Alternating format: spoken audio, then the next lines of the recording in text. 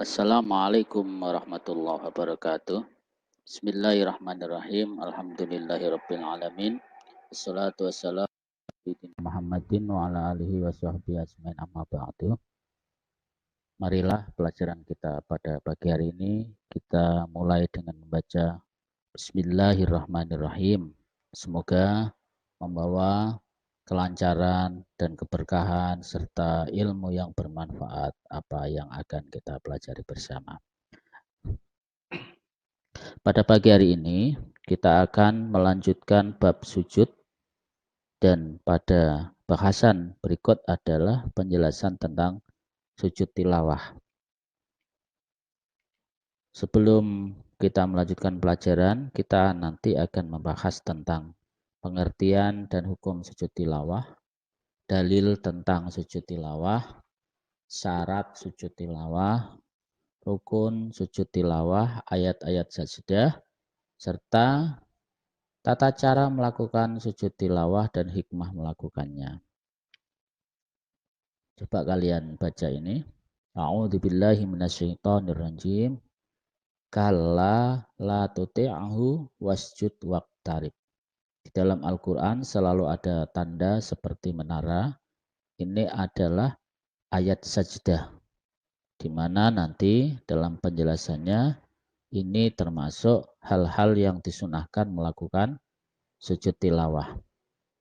Ketika membaca Al-Quran, pernahkah kamu menjumpai ayat-ayat sajdah? Saya yakin kalau yang sudah khotam Al-Quran menemui sekian banyak ayat sajdah.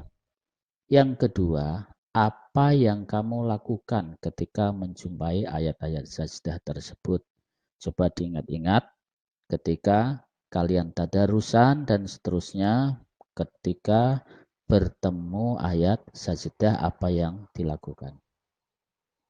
Sujud tilawah adalah sujud yang dilakukan ketika mendengar atau membaca ayat-ayat sajdah. Hukum melakukannya adalah sunnah. Hukum melakukan sujud tilawah adalah sunnah. Artinya kalau kita lakukan akan diberikan pahala oleh Allah, dan kalau ditinggalkan tidak berdosa. Itu maksud dari sunnah melakukan sujud tilawah. Dalil tentang sujud tilawah adalah sabda Nabi Muhammad sallallahu alaihi wasallam, an Abi Hurairah qala Nabi sallallahu alaihi wasallam, idza qara'a ibnu Adam as-sajdata fasajada i'tajala syaitanu yabki yaqulu ya wailata umira ibnu Adam bis-sujudi fasajada falahul jannatu wa umirtu bis-sujudi fa'asaitu faliyan naru. Artinya diriwayatkan dari Abu Hurairah radhiyallahu an, Nabi telah bersabda, apabila anak Adam, artinya manusia, membaca Al-Quran, membaca ayat sajdah lalu ia sujud, maka setan tersingkir dan menangis seraya berkata, hai celaka anak Adam, atau manusia disuruh sujud, lantas ia sujud, maka baginya surga, dan aku disuruh sujud, tapi aku tidak mau, maka bagiku neraka. Ini kerugian setan dan kekalahan setan ketika umat manusia mendengar ayat sajdah kemudian bersujud. Kalau kita mau mengalahkan setan, maka lakukanlah itu.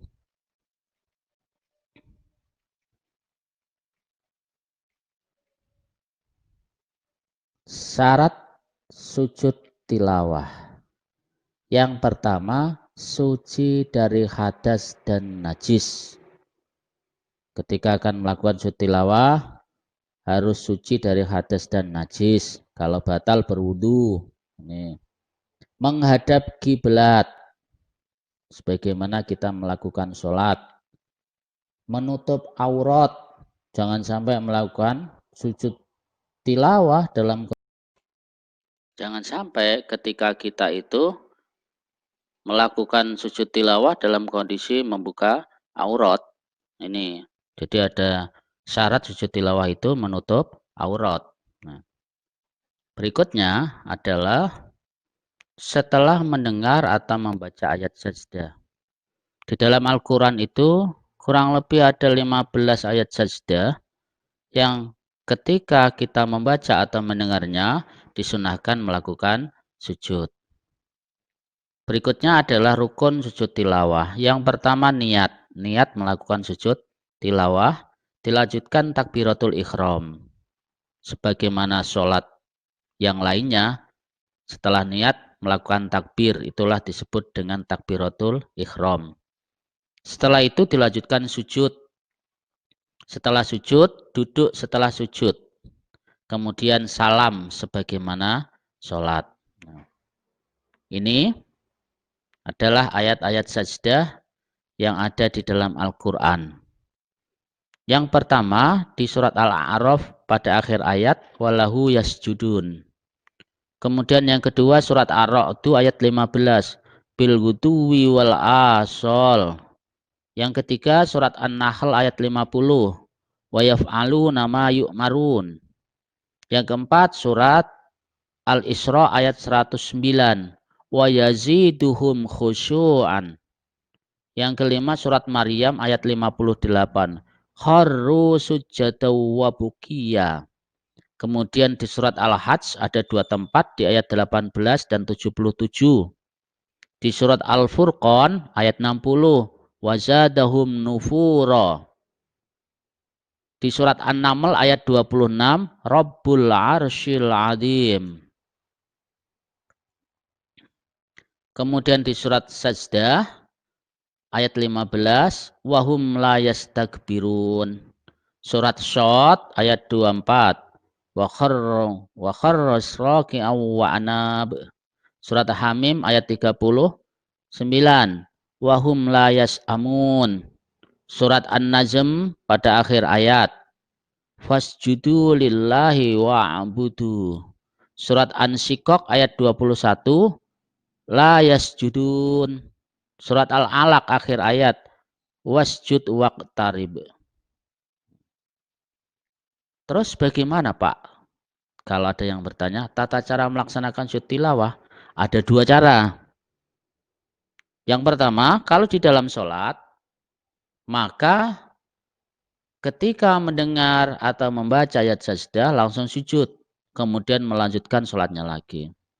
Tetapi kalau yang kedua, yang di luar sholat, maka harus memenuhi syarat dan rukunnya. Syaratnya tadi harus suci dari hadas dan najis, menutup aurat, madhab kiblat dan seterusnya itu. Kemudian rukunnya pertama harus niat, kemudian takbiratul ihram, sujud, duduk dan salam. Ini tata cara melakukan sujud tilawah. Bacaannya ini dihafalkan, jangan sampai tidak hafal bacaan sujud tilawah. Nah, sajada wajhiya lilladzi khalaqahu wa syaqqa sam'ahu wa basarahu bi haulihi wa quwwatihi. Rawahu Tirmidzi. Saya ulang. Sajada wajhiya lilladzi khalaqahu wa syaqqa sam'ahu wa basarahu bi haulihi wa quwwatihi. Artinya aku sujud kepada Tuhan, kepada Allah yang menjadikan diriku Tuhan Allah yang membukakan rahmat pendengaran dan penglihatan dengan kekuasaannya. Ini bacaannya, nanti diulang-ulang agar bisa hafal. Saat kita membaca atau mendengar ayat sajdah, kita dapat melakukan sujud tilawah. Coba kalian amati tata cara orang melakukan sujud tilawah ini. Ini gambarnya kurang lengkap. Yang pertama, niat, kemudian takbiratul ihram, dilanjutkan sujud, duduk, kemudian salam. Ini. Jadi kita bisa melakukan sujud tilawah di mana saja. Kayak misalkan di gambar ini ada yang di tempat yang terbuka, kemudian ada yang di dalam masjid, ada yang di dalam kamar. Yang penting memenuhi syarat dan rukunnya. hikmah melakukan sujud tilawah. Yang pertama adalah setan akan selalu menghindar dari kita. Karena setan adalah makhluk yang tidak pernah bersujud. Dan tidak senang melihat orang yang bersujud. Kita pasti masih ingat bagaimana proses diusir dan dilaknatnya setan dari surga tatkala Allah Subhanahu wa taala baru saja menciptakan makhluk yang bernama Adam alaihissalam, bapaknya manusia, yang pada saat itu setan dan para malaikat disuruh bersujud kepada Adam. Para malaikat bersujud, kemudian setan tidak mau bersujud, melanggar perintah Allah. Maka dikutuklah setan dan diusir dari surga pada waktu itu karena kesombongan setan yang merasa dia tercipta dari api, sedangkan Adam tercipta dari tanah. Ini. Hikmah yang kedua adalah kita akan memperoleh jaminan surga dari Allah Subhanahu wa taala. Kita ucapkan amin dan kita berdoa mudah-mudahan bisa melaksanakan dan menjalankan sujud tilawah tatkala kita membaca atau mendengar ayat sajdah. Sujud ini pada hakikatnya merupakan bentuk ketundukan makhluk kepada Khalik. Makhluk itu adalah kita semua dan alam sekitar yang diciptakan oleh Allah, sedangkan Khalik adalah Allah Subhanahu wa taala itu sendiri. Jadi kita melakukan sujud ini merupakan ketundukan kita kepada Allah Subhanahu wa taala. Dan nikmatnya luar biasa bagi orang yang sudah bisa menguasai dan memahami tentang makna sholat yang sebenar-benarnya. Bahkan pada masa Nabi ada sahabat yang bertanya, apakah besok di surga itu masih ada sholat? Mereka bertanya seperti itu karena melihat dan memahami dan merasakan bagaimana nikmatnya sholat yang di dalam sholat itu ada sujud yang luar biasa. Ketundukan hamba, ketundukan makhluk kepada Kholiknya. Ini ada tugas untuk kalian nanti setorkan. Yang pertama sebutkan macam-macam sujud yang dilakukan di luar sholat. Yang kedua, sebutkan rukun atau cara melakukan sujud syukur. Yang ketiga, sebutkan sebab disunahkan melakukan sujud tilawah. Yang keempat, tuliskan doa bacaan sujud syukur. Yang kelima, tuliskan 3 ayat sajdah yang ada di dalam Al-Quran. Kalau tadi saya itu hanya membaca potongan-potongan saja, nanti kalian tulis 3 ayat lengkap. 3 ayat sajdah secara lengkap dalam ayat tersebut. Dari 15 itu kalian pilih yang mana saja boleh, yang penting kandungan ayat sajdah ada di dalamnya itu. Anak-anak yang berbahagia, saya kira itu, dan marilah kita akhiri pelajaran kita pada pagi hari ini dengan bacaan hamdalah bersama-sama. Alhamdulillahirabbil alamin wal afu minkum wallahul muwafiq ila aqwamit thoriq. Assalamualaikum warahmatullahi wabarakatuh.